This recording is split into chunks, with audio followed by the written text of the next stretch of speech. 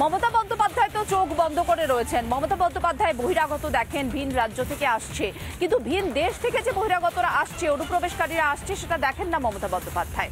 যেটা দেখছেন তার দলেরই বিধায়ক মন্টুরাম পাখিরা। যে মন্তব্য করলেন মন্টুরাম পাখিরা, তিনি বললেন যে সরকারি কর্মীদের সহায়তায় অনুপ্রবেশকারীরা এসে এখানে ভোটার কার্ড তৈরি করছে, আধার কার্ড তৈরি করছে, সবকিছু তৈরি করছে এবং স্বাচ্ছন্দ্যে তারা আছে। কিন্তু সেই মন্টুরাম পাখিরার বক্তব্যের পর থেকে আর তার দেখা নেই। তিনি কি ভ্যানিশ হয়ে গেলেন? রিপাবলিক বাংলার প্রতিনিধি অনুপম একেবারে কাকদ্বীপে বিধায়ক মহাশয়ের বাড়িতে পৌঁছে গিয়েছিলেন। গিয়ে কি দেখলেন দেখুন। দেখো, বিধায়কের খোঁজ করছি আমরা সকাল থেকেই। তাকে ফোন করা হয়েছে দীর্ঘ সময় ধরে, তিনি ফোন ধরছেন না।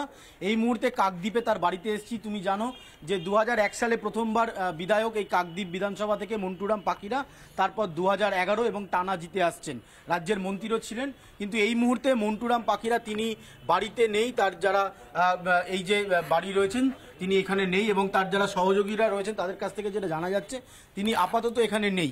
তবে কদিনের জন্য এখানে থাকবেন না বা কি বৃত্তান্ত সেইটাও কিন্তু এখনো পর্যন্ত স্পষ্ট নয়। আমি একবার সরাসরি তার যিনি বাড়িতে থাকেন সব সময়, দাদা কতদিন ধরে নেই? দাদা কতদিন ধরে নেই? দেখো, এই মুহূর্তে মন্টুরাম পাখিরা এই যে ঘরটা তুমি দেখতে পাচ্ছ, এই ঘরেই তিনি থাকেন। এটা ভাড়া রয়েছে সম্ভবত। বলছি, আপনি কতদিন ধরে এই বাড়িতে রয়েছেন? দাদা কবে নেই?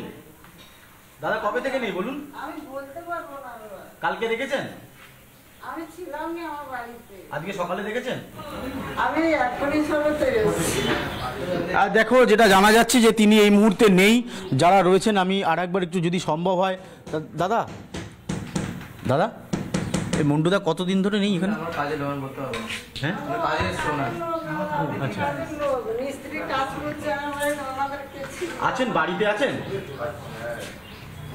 অর্থাৎ বুঝতেই পারছো যে আমরা সেই প্রতিক্রিয়া দেখানোর চেষ্টা করছিলাম যে এমএলএ কোথায় রয়েছেন, তার খোঁজ এই মুহূর্তে কিন্তু পাওয়া যাচ্ছে না। তার বাড়ির সামনে রয়েছি, যারা আসছেন তাদের সাথে একটু কথা বলবো।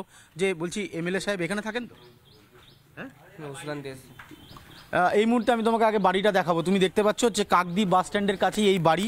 তার সাথে সকাল থেকে যোগাযোগ করা হলো, তিনি ফোন ধরছেন না। এবং যেটা জানা যাচ্ছিল যে 10টার সময় তিনি পার্টি অফিসে আসবেন, সেখানেও তিনি আসেননি। তারপর তার বাড়িতে আমরা এসে পৌঁছাই, এখানেও তিনি নেই। তাদেরকে টার্গেট করা হচ্ছে এবং তাদের নাম যাতে বাদ দেওয়া যায় সেই চেষ্টা চালানো হচ্ছে।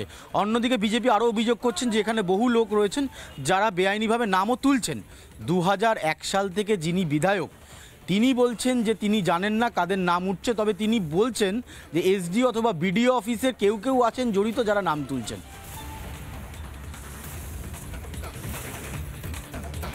বিধায়ক মহাশয়ের তো দেখা পাওয়া গেল না।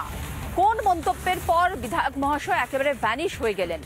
যে মন্তব্যটা গোটা রাজ্য জুড়ে আলোড়ন সৃষ্টি করেছে, অর্থাৎ তিনি যেটা বলছেন যে সরকারি কর্মীরা সরাসরিভাবে অনুপ্রবেশকারীদের এই দেশে, এই রাজ্যে পাকাপাকি ঠাঁই করে দেওয়ার জন্য, আশ্রয় করে দেওয়ার জন্য নিজেরা উদ্যোগ নিচ্ছেন এবং নিজেরা ভোটার কার্ডের নাম তুলছেন।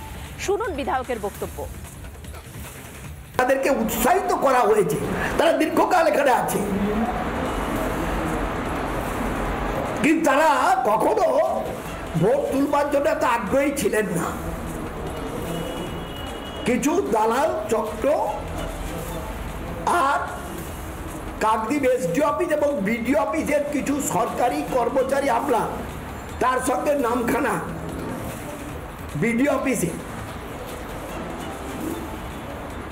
বা যারা নামখানা ব্লকে এই নির্বাচনের কাজটা করেন, তারা এই অনিয়ম এবং এই চক্রের মধ্যে জড়িয়ে আছে, যুক্ত আছে। তাদেরকেই প্রশাসন বার করুক, সেটা তাদের কাজ, কাজটা আমাদের নয়। অর্থের বিনিময়ে হাজার হাজার টাকা, লক্ষ লক্ষ টাকার গল্প তো এখানে। ওই অঞ্চলগুলো যারা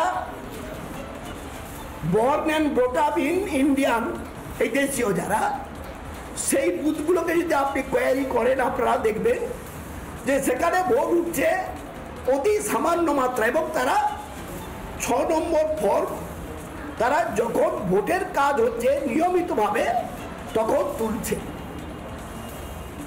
তারা কিন্তু অনলাইন প্রসেসে প্রায় যান না। কিন্তু অনলাইন প্রসেসে এদেরকে দিয়ে দিয়েছে, এদেরকে করিয়েছে এরাই। এদের অনলাইন প্রসেস সম্পর্কে বেশিরভাগ মানুষের কোনো আইডিয়াই নেই। নানা ধরনের কন্টেন্ট দেখার জন্য লাইক করুন, শেয়ার করুন আমাদের ফেসবুক পেজ, সাবস্ক্রাইব করুন আমাদের ইউটিউব চ্যানেল। পাশাপাশি অন্যান্য ব্রেকিং নিউজের জন্য অবশ্যই চোখ রাখুন রিপাবলিক বাংলায়।